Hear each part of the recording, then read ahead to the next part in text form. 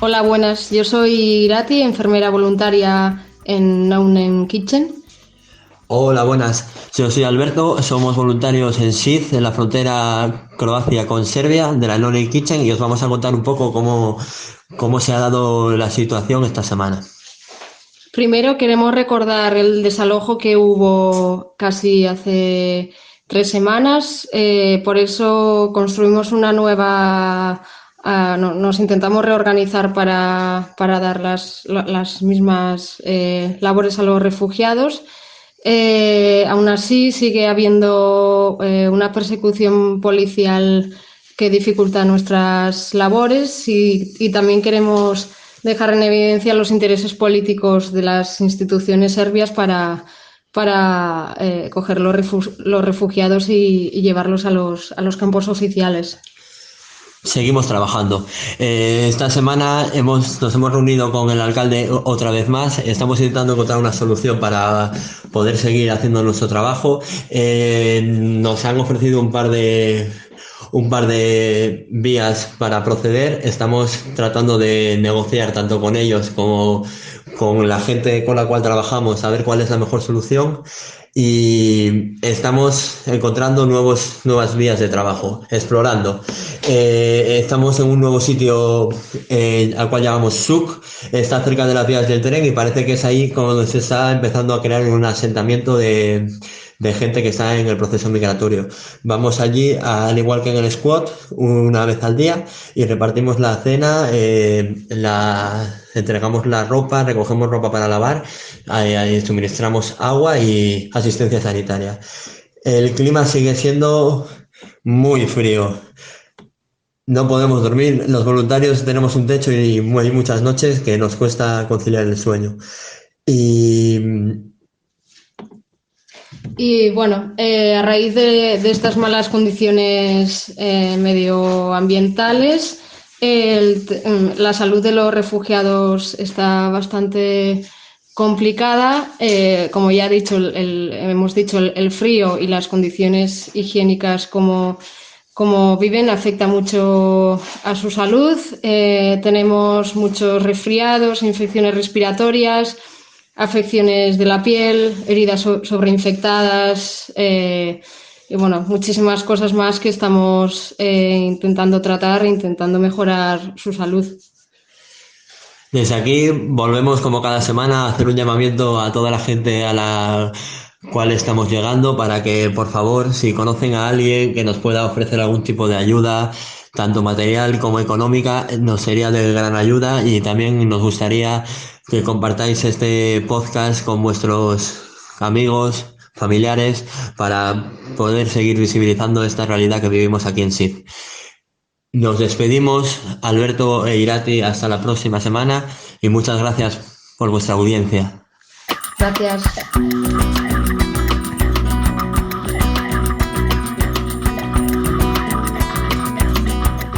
Hola a todos, soy Jennifer, saludos desde Bélica Cladusa. Quiero comenzar este podcast diciendo que afortunadamente hemos tenido una semana calurosa. No se han presentado temperaturas negativas, lo que nos ha permitido tener más oportunidades de compartir con las personas en movimiento en el estadio y al mismo tiempo ellos han tenido mayores chances de ir al game y en caso de ser devueltos poder volver a intentarlo. Aunque sabemos que el invierno viene, nos mantenemos optimistas de que se demore un poco más y nos permita maniobrar un poco mejor este tiempo. Por otra parte, esta semana hemos tenido una alta demanda de zapatos. Consideramos que este es el artículo que más pedido tiene por parte de las personas en movimiento. Sin embargo, estamos completamente fuera de zapatos en términos de la warehouse. Y con el dinero que hemos intentado recaudar de las donaciones, lo que queremos hacer es en su mayoría destinarlo a zapatos. Sin embargo, la warehouse sigue corriendo, seguimos entregando pantalones, ropa interior y estos artículos también se van agotando. Entonces también consideramos importante que el flujo de donaciones siga activo. y circulando. Esta semana se presentaron 2 casos de abuso por parte de la policía. Uno de ellos fue relacionado con uno de los migrantes que se encontraba en un supermercado. Según la policía, dicen que esta persona estaba robando y posteriormente lo golpearon, que es una situación que no justifica la violencia porque son simplemente suposiciones. El otro de los casos es acerca de 2 deportistas nigerios que venían a Croacia a presentarse en una competencia y fueron encontrados por policías croatas sin sus documentos debido a que ellos habían olvidado sus documentos en el hostal. Los policías, al verlos a ellos, los relacionaron con migrantes y los deportaron a Velika Kladuša. Estos deportistas se encuentran en este momento en el campo Miral y la organización que los envió para competir en Croacia está intentando ayudarles y gestionar la documentación necesaria para poder devolverlos a su país. Sin embargo, los policías han tenido siempre hacia ellos un tono amenazante, los han hecho firmar papeles que ellos no entienden porque están en un idioma que no comprenden, lo que hace muchísimo más problemática esta situación. Bueno, al final de todo este resumen de semana, seguimos viendo mayores personas con intenciones de volver a Serbia, no solamente porque consideran que es uno de los caminos más sencillos para llegar a Europa, sino porque bastantes migrantes nos dicen que la frontera de Bosnia hacia Croacia está completamente bloqueada. Muchos de ellos quieren volver a Serbia para tomar uno de los 2 caminos que hay allí. Uno es ir directamente de Serbia a Croacia, o el otro es pasar de Serbia a Rumania y de Rumania a Hungría. Sin embargo, algunos de ellos también quieren solamente pasar esta temporada de invierno en uno de los campos de Serbia porque hasta donde tienen entendido y según muchos migrantes les han dicho, los campos en Serbia están vacíos. No sabemos hasta qué punto esto sea cierto, pero eso es lo que ellos tienen, esas son las intenciones que ellos tienen y por eso se están movilizando hacia ese país. Esto es todo por esta semana. Muchas gracias.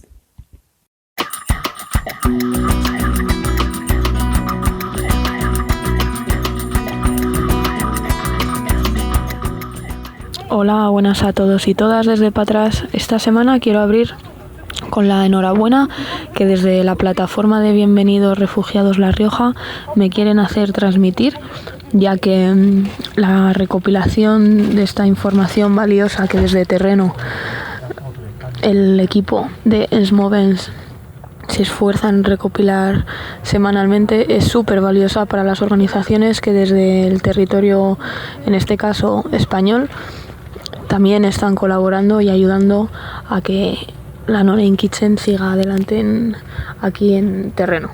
Así como la semana pasada hablé un poco más de la situación política que últimamente estamos viviendo en Grecia, especialmente, como os contaba, desde que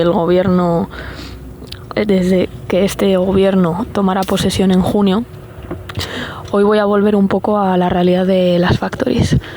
Siguiendo el hilo de otras semanas en las que os contaba el caso de Sherif, un chico menor afgano, en el que anteriormente nos había pedido que le asesorábamos un poco para que se incluyera en el sistema de asilo griego y así poder conseguir la reunificación familiar con su hermano en Europa.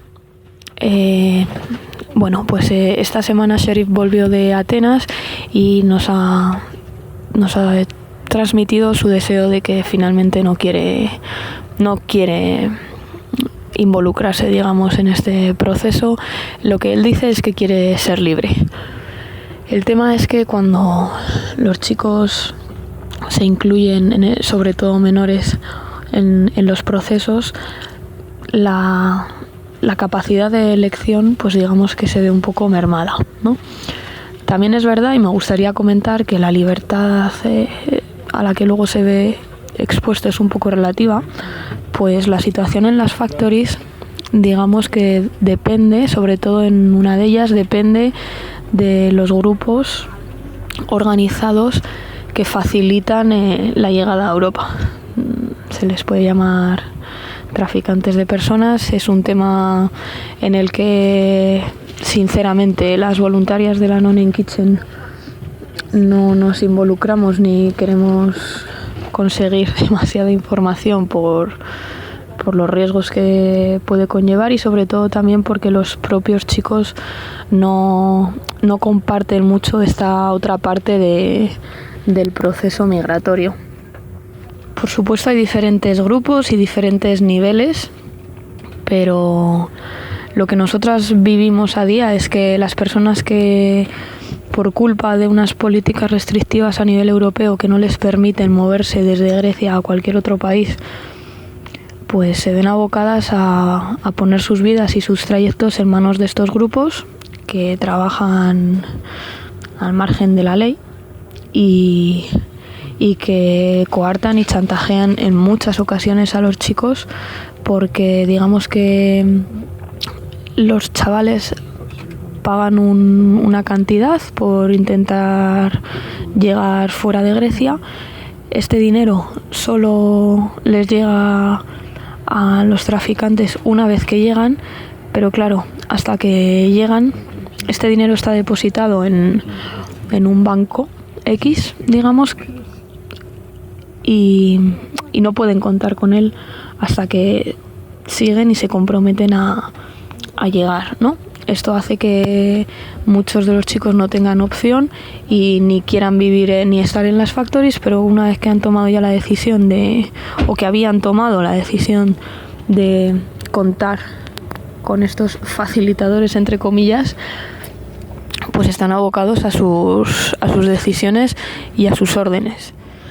La verdad que esto nos impide trabajar libremente porque, como os digo, vemos un cierto miedo por parte de los chicos a estos grupos y nosotras lo que hacemos es pues limitarnos a hacer lo nuestro, que es apoyar con comida, con ropas, con apoyo legal, que suele ser ponerles en contacto con organizaciones griegas, sus casos.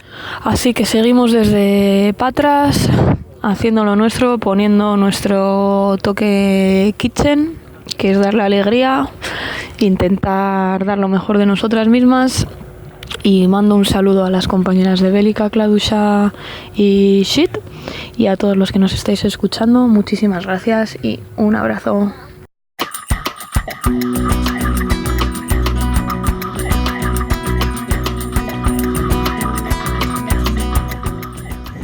Hola, soy Canel, voluntaria en Lesbo. Esta semana he decidido compartir una de las experiencias más difíciles de mi vida, una que viví hace unos días.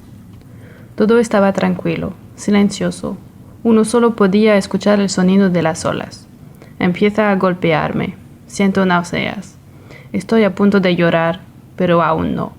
Eso vendrá la mañana siguiente. Todavía hay trabajo que hacer y mi cuerpo no está listo para dejarlo salir. Limpiar esa orilla del mar. El pescador está allí, una luz en la mano. Miramos a nuestro alrededor. Recogemos y vaciamos las botellas de agua esparcidas en el camino donde la gente se había reunido. Hacemos un agujero en las boyas salvavidas, las que los niños usan para jugar durante el verano. Los chalecos salvavidas están en todas las partes, también los paquetes de las mantas de rescate utilizadas hace unos minutos. Espera lo mejor, prepárate para lo peor, y lo peor acaba de suceder. Cuando llamaron, condujimos directamente a esa playa. Apenas habíamos llegado que la gente ya estaba saliendo del barco inflable. Nos separamos y comenzamos a evaluar la situación y ayudar a las personas. 2 de nosotros corremos a la orilla para ayudarlos a salir del bote. La gente sale corriendo, asustada, en pánico. Es difícil entender si el frenesí se debe a la felicidad de haber llegado finalmente a Grecia o al miedo y la incertidumbre con respecto al lugar donde acababan de llegar. Les decimos a las personas que se sienten en el suelo para que sea más fácil evaluar los casos médicos y calmar a todos. Una mujer comienza a quejarse y a llorar, como una pesadilla. Personas en todas las partes, casi todas necesitan ayuda. Somos 5 para 47 personas. Podemos notar de inmediato que están en estado de shock, además de estar extremadamente exhaustos y sedientos. ¿Quién sabe por lo que han pasado durante su viaje desde Turquía? Algunas personas empiezan a colapsar. En cada caso médico que encontramos, llamamos a la enfermera y vamos a ver a los demás. El número de personas inconscientes aumenta. Toco y hablo con una mujer tendida contra la pared. Su hija está sentada a su lado. Mamá no está bien. De hecho, ella no responde. Sus manos me hacen sentir que podría estar muerta. La enfermera está ocupada cuidando a otra mujer inconsciente. Ella realmente no está bien. Fue el único eufemismo que salió de mi boca. Afortunadamente, la seriedad del tono la convenció de cambiar su prioridad. Intercambiamos pacientes. Comienzan la reanimación, mientras el resto del equipo sigue controlando a los demás. Consolando a las personas, pretendiendo que todo está bien, normal. Distribuir agua, galletas y poner mantas de rescate en personas, niños mojados para prevenir la hipotermia. Un bebé llorando es una buena señal. El bebé está bien. Después mi mente lo procesará todo. ¿Qué pasaría si no hubiéramos estado ahí? ¿Y si hubiéramos llegado 10 minutos después? ¿Qué pasaría si en la oscuridad de la noche no hubiéramos visto a alguien inconsciente a tiempo? La única conclusión, nuestra presencia salvó vidas. Hicimos la diferencia.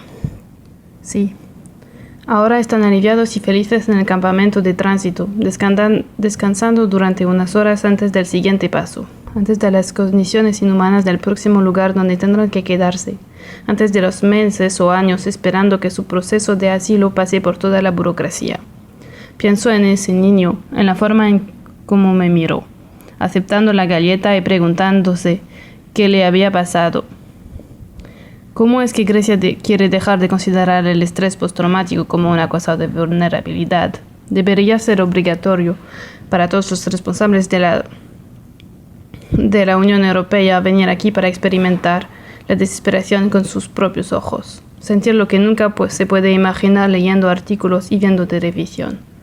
Tal vez dejarían de financiar a Frontex para controlar las fronteras y comenzar a rescatar a las personas, mostrando empatía, humanidad.